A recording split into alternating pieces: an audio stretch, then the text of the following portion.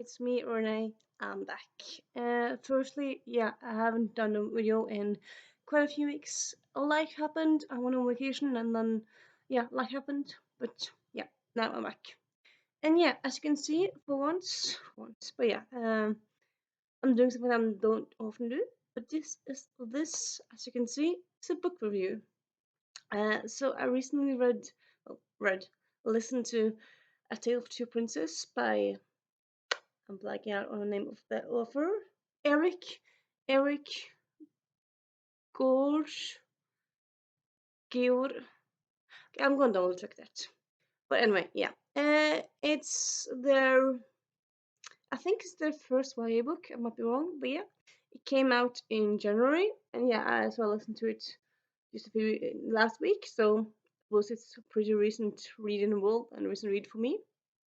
And so the concept, of the book is that in this book's universe, so I suppose it's a contemporary with kind of like alternative contemporary vision in a way, because in the book's universe, Canada has decided to have its own royals, or like the one of the princes in England decided to break away from the English royal family, and so he decided to move to Canada and become a royal there, or like start a royal family there.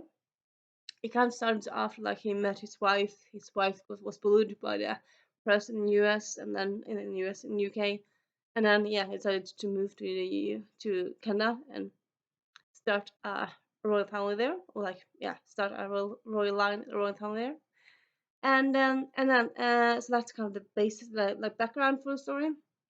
Uh, he had he has a son, so the son is the Prince of Canada, and in the very beginning of the book, the two main characters meet. Sorry, I forgot to talk about the other main character. The other main character is a 17-year-old living in Cowboy Land. Well, yeah, Cowboy Land, U.S. or Illinois. He has a farm. Well, his family has a farm. He works on a farm, so it's a very rural place. But he is openly gay. He has a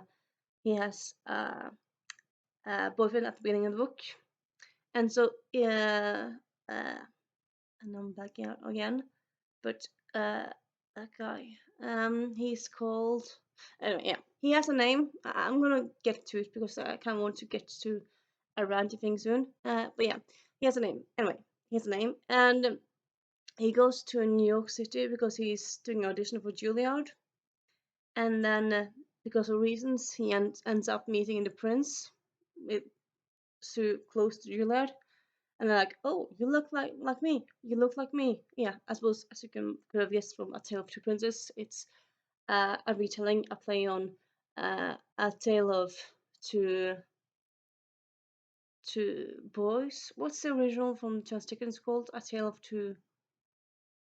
Yeah, it's called like something along those lines. But yeah, so lo and behold, these two young men are twins. They were separated at birth. We never really get the whole story of what happened with the birth thingy, but yeah, and now they're reunited. Feels so good, and yeah, so one of them is kind of like has to get used to being a prince because like, oh, I'm a prince now because yeah, he's prince by birth, but he's also gay, and he gets some bulliness from the press, but also I would say mostly the press kind of doesn't really mind that much. And now I'm gonna get into a bit ranty bit. I wanted to rant a bit before I talk about the rest of the book and all its joys and goodness. So okay, so of course, as any book, you have to have a villain, and the villain in this book is homophobic, and he kind of tries to ruin for this newfound prince because okay, so yeah, so they're twins, and the newfound the Illinois cowboy, he's the oldest by a few minutes, so of course he should like have the throne and stuff because he's the oldest. And yeah, so one of the advisors for the Canadian throne, no, I suppose I shouldn't really say it, but yeah. Yeah, some people, I suppose it's not a big spoiler because you can kind of guess it, but yeah.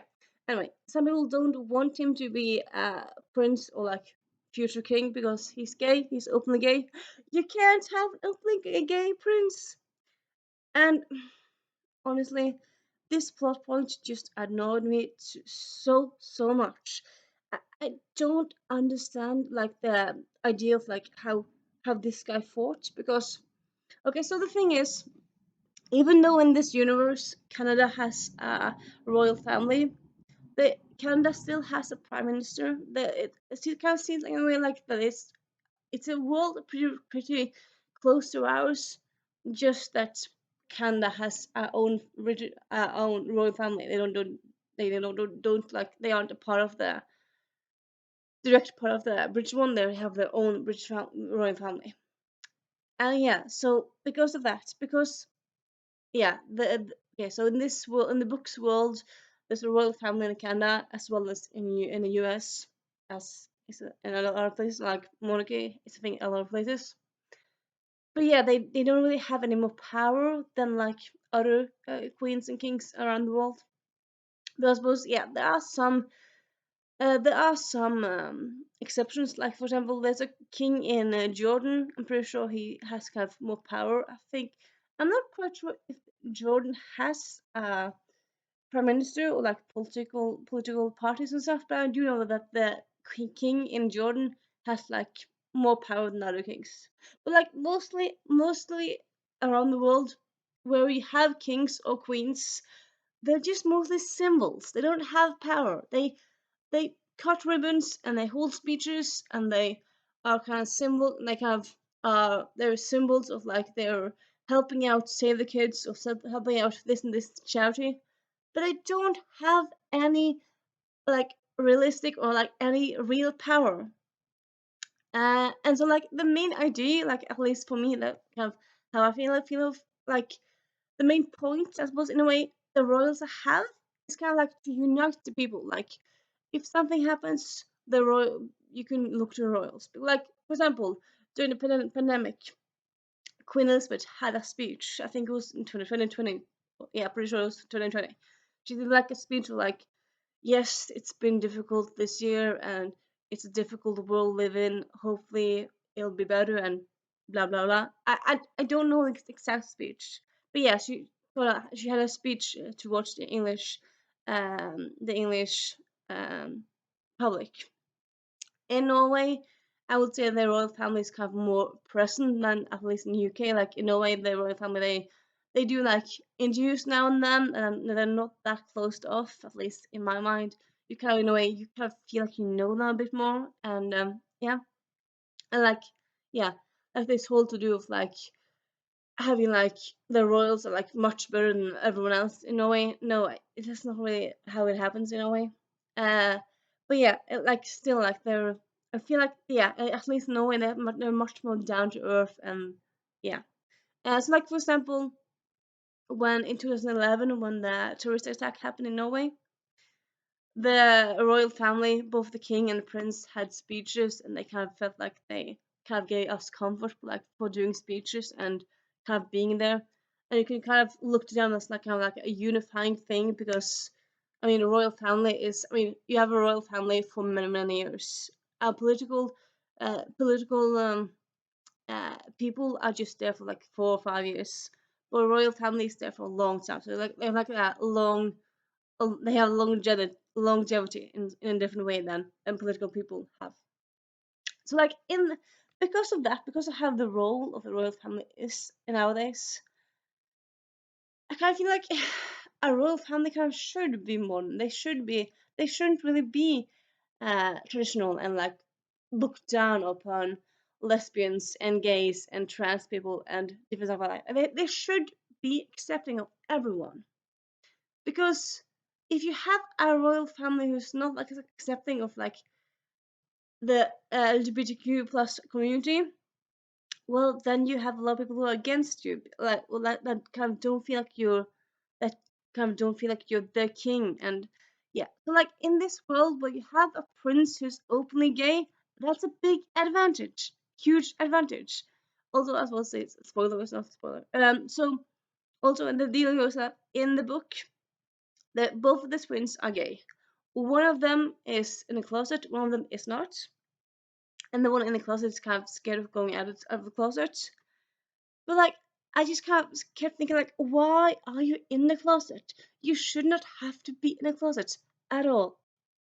It's just, I mean, yeah, if you was like, say you went out of the closet and the and the and the public didn't like him, well, like if he ended up like having to resign as a prince because he was gay, I mean, I'm not sure I would want to be prince for a public who didn't want me to be prince because of my sexual orientation. So yeah, I kind of feel like honestly I would more like have like it to be republic and like not have a monarchy than to be a monarchy and having to like be a monarch but just being closet. And I don't know. I feel like yeah, having an openly gay prince is just plus sides.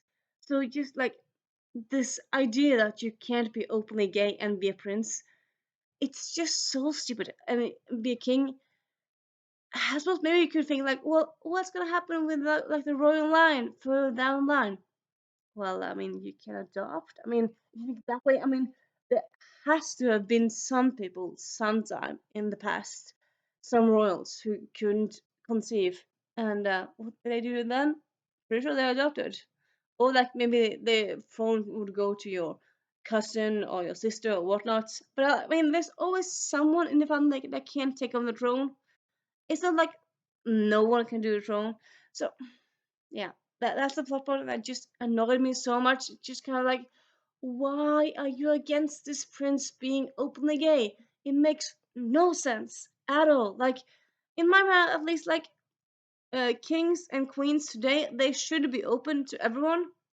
And if not, like if you have a king or queen who's biased and bigoted, honestly, I just kind of feel like throw them out the window and have a republic because yeah, I mean they are symbols, they're figureheads. They don't have a real purpose. I mean, yeah, they have like they unite the public when something bad happens. Yeah, but like for example, okay, so yeah, last year there's also like also a small yeah, it was a shooting last year here in Norway in Oslo in gay bar. Two people were killed and some people were damaged. And after that, of course, the king and also the prince said like, "This is a very sad day." They were giving their sympathy, like they were very sad for what happened. Like if the king then had said like, "I don't care what happened to you because you're gay," that would not stand. And like it, let's say like if that had happened in the book or like in a universe, like if in our universe, if the Norwegian uh, crown prince was gay, and he also like, of course, like he would be a little sort of extra sad because after that happened, that would just kind of be like nice to like have them being in the gay people's corner. So yeah, I don't know. Uh, that plot point just kind of annoyed me so much. Like, why would you be against openly gay parents? It's just so old fashioned. I don't understand the idea behind it at all. It's just mind boggling. Yeah. Also, it was also kind of weird because when I read it, it's like, I really like this book. But like, I live in a world. Well, I live in a world. I live in Norway. Norway is a monarchy. We have king and queen. But like it's a monarchy like I suppose like most monarchies are nowadays. You have monarchy, but it's just kind of the figureheads. The main people who have power are politicians, the prime minister, and the ministers and whatnot. And yeah, honestly, I'm not like that into the royal family in a way. I feel like I like them, but I don't really go around thinking about them that much. Like if there's a royal wedding or whatnot, I'm not really glued to the TV. So like I'm not into royals in real life. Like if yeah, if Norwegian royal family has like a wedding or the Swedish royal family has a wedding, I'm like not that bothered. But whenever a book or movie comes out of Royals, I'm like, oh, cool. Which, why would I be that interested in it when I'm not interested in it in real life? I don't know. Wait, wait, wait. But yeah, that's my rant about like why why that villain idea behind like having a royal who's openly gay motivation was just mind-boggling weird and didn't really make sense in my mind. But yeah, other than that, I very very much enjoy the book. So it has the dual point of views. So you see the story from both twins' perspective. One of them is called Eric, if I'm not completely mistaken. The other one is called. God, this annoys me. No, I'm gonna check it out. Just give me a moment. Yeah, sorry, I was wrong. So one twin is called Edward, and one is called Billy. Billy is the newfound twin who was originally raised in America and then became came to Canada, became prince, whatnot. And the other one is Eddie or Edward. And so Edward is the one that's closeted, and Billy is the one that's openly gay. And I love reading from both their perspectives. Although, yeah, as you can see, quite different perspectives. At times, I'd say Edward sounds just seems so privileged and so snobby and so spoiled. So at times I'm like, come on. I just kind of and I didn't really pay attention all the time to his point of views because well, his chapters because like really why you do it like that? Why you do this? Why do this? I was just annoyed by him. Billy, I very much enjoyed all of his parts and all that stuff. So yeah, I very much enjoyed his chapters. And like, yeah, Billy's best friend is a non-binary character who's also like there for most of the story. So you have representation in that both main characters are gay, and then you have a non-binary character who's there in like 90% of the book, and then you have another gay character who's in the story. So you have lots of representation in the story, and I would say it's both a book that's funny, but it's also drama, and there's some love plot lines in it. So I would say like it's a book that has everything really. It's not have everything. There's no action in it. Like there's no like no one's changing anyone around. There's no kidnapping or like that kind of action in it. So like things are happening in the book, but it's not that kind of book. But yeah. Honestly, very good book. Unless you, just kind of be aware that the villain or like the villain's motivation is just kind of why. But yeah, other than that, love this book so much. I listened, as I said, I listened to the audiobook, and I very much enjoyed an audiobook. I think it probably might be fun also to read it like in a physical form or like or a book because and like at times they had like there was news articles and news list and SMS things and like it wasn't just like dialogue and descriptions. So like it was a multimedia story, and I feel like things like books like that are kind of also fun to read, like to you for yourself, like as physical experience. But yeah, so yeah, A Tale of Two Princes by Eric Bergeron. I would say definitely check it out if you like that kinds of stories. It's a contemporary YA book, as I just said. I'm pretty sure it's standalone. I suppose you could, you could do like a novella that's set in the same world. I suppose you could do a sequel, though I feel like you don't really need to do it. Maybe there's a companion book in there somehow. But like, so for right now, I'm pretty sure it's just like a standalone book. But yeah, highly recommend it. So yeah, check that one out. And I'm thinking that I actually might do a few more reviews. I'll have at least one more in mind. So yeah, you'll see a bit more of that in the coming days. And I have a book haul on the way. And yeah, yes. If you read the book, tell me what you thought of the book. If you read any good YA gay books or queer books lately, talk to me about them, or just mention the books that you read lately that you really enjoy. And yeah, I'll see you soon. Bye.